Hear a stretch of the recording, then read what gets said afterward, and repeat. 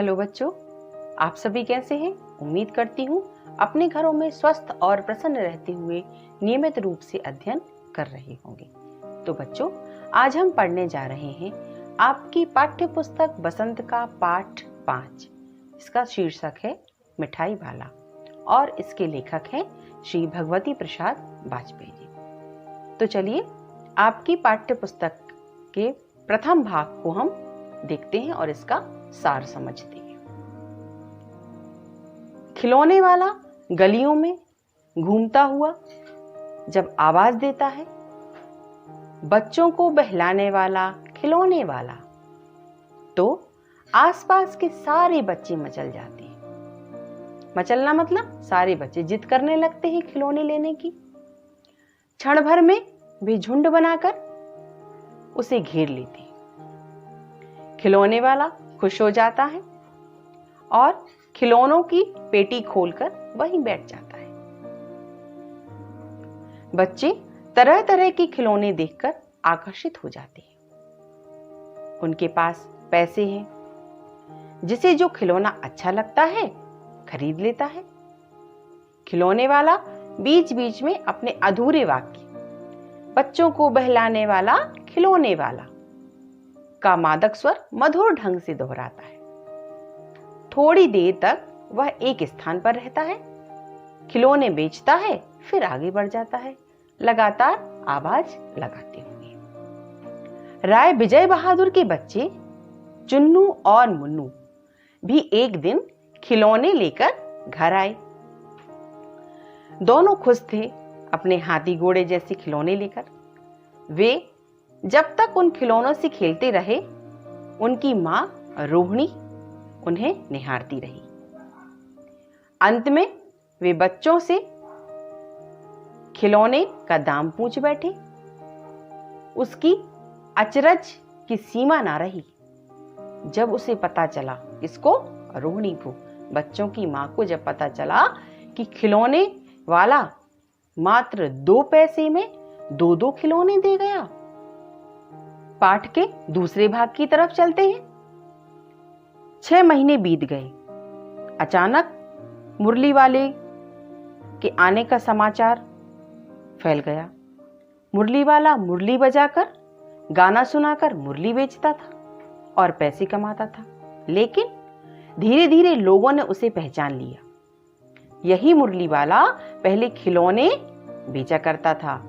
खिलौने बेचना छोड़ अब वह मुरली बजाने का काम करने लगा। मुरली बजाने में वह एक उस्ताद से कम नहीं था।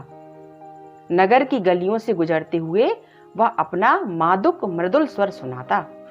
बच्चों को बहलाने वाला मुरलिया वाला। मुरली वाले से नगर के सभी लोग प्रभावित थे। एक दिन रोहिणी ने भी उसका स्वर सुना। सुनते ही उसे खिलौने वाली की याद आ गई। उसने अपने पति विजय बाबू से मुरली को लेने के लिए कहा और कहा कि जाओ मुरली वाले को बुला लाओ। वह अपने बच्चों के लिए मुरली खरीदना चाहती थी। चूंकि बच्चे पार्क में चले गए थे, इसलिए मुरली खरीदने का काम विजय बाबू को मिला। मुरली वाला बच्चों से घिरा था।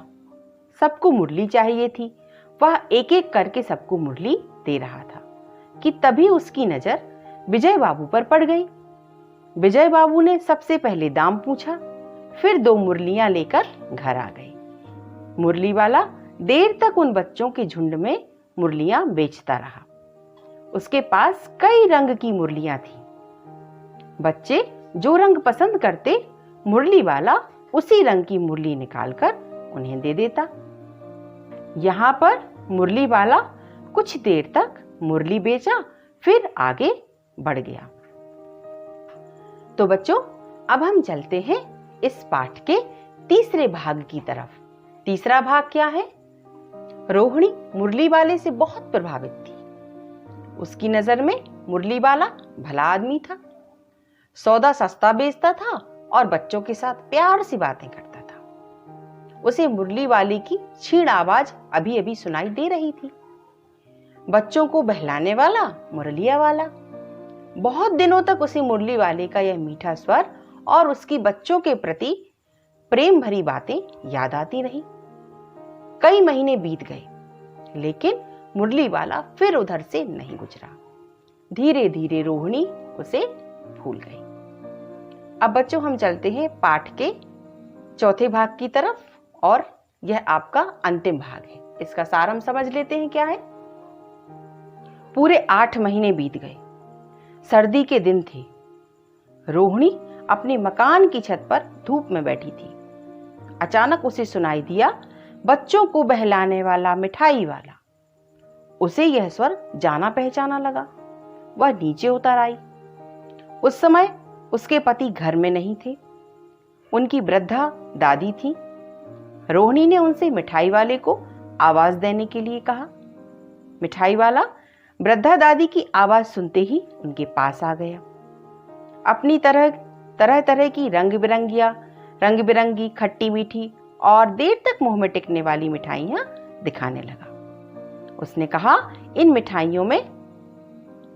मिठाइयों को खाने से खांसी दूर हो जाती है, या खांसी को दूर करने के गुण इन मिठाइयों में है। दादी ने रोहिणी द्वारा दिए गए 4 पैसे की मिठाइयां खरीद ली। रोहिणी चिक की आड़ में खड़ी थी। चिक मतलब होता है पर्दा। पर्दे की आड़ में वह ओट में खड़ी हुई थी। वह समझ गई कि यह वही मिठाई वाला था जो कभी खिलौने और मुरलियां बेचा करता था। उसने पूछ ही डाला कि आप मिठाई वाले हो? मिठाई वाला सहज स्वीकार कर लिया। उसने स्पष्ट शब्दों में बता दिया कि इससे पहले वह मुरली लेकर आया था और उससे भी पहले वह खिलौने लेकर आया था। रोहिणी कौतूहलवश मिठाई वाले से और भी बातें पूछने लगी। बातचीत के सिलसिले में उसे पता चला कि वह बहुत पहले वह भी अपने नगर का एक प्रतिष्ठित व्यक्ति था। उसके पास सब कुछ था, मकान, व्यवसाय, गाड़ी घोड़े, नौकर चाकर, पत्नी, 2 बच्चे। लेकिन अब कुछ भी नहीं बचा उसके पास। बच्चों से उसे बहुत प्यार था। उसे लगता था उसके अपने बच्चे एक दिन इन्हीं बच्चों में मिल जाएंगे। इस तरह के जीवन में कभी कभी उसे अपने उन बच्चों की एक झलक मिल जाती थी। ऐसा जान पड़ता था जैसे वे इन्हीं से उछल उछल कर हंस खेल रहे हो। मिठाई वाले की दुखद कहानी सुनकर रोहिणी की आंखों में आंसू आ गए। तभी उसने और उसके दोनों बच्चे वहां आ गए। उन्होंने मां से मिठाइयां खरीदने को कहा। मिठाई वाली ने झट मिठाइयां कागज में भरी और 2 पुड़ियां बनाकर बच्चों के आगे बढ़ा दी। रोहिणी ने उसके सामने पैसे रखे, उसे पैसे देने का प्रयास किया, लेकिन वह बिना पैसे लिए ही वहां से चला गया। तो बच्चों, इस पाठ के माध्यम से हमने क्या सीखा या हमें क्या शिक्षा मिली? कि दूसरों को प्यार और खुशी देने से अपने मन का दुख अवश्य कम हो जाता है। मिठाई वाला एक दुखी इंसान था, किंतु अपने दुख को वह बखूबी छिपा लेता था और अपने सानिध्य में आने वालों, खासकर बच्चों को प्यार और खुशी देता था। निस्संदेह ऐसा करने से उसका मन हल्का होता रहेगा।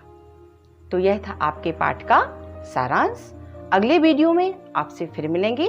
तब तक घर में रहें, सुरक्षित रहें, नियमित रूप से अध्ययन करें।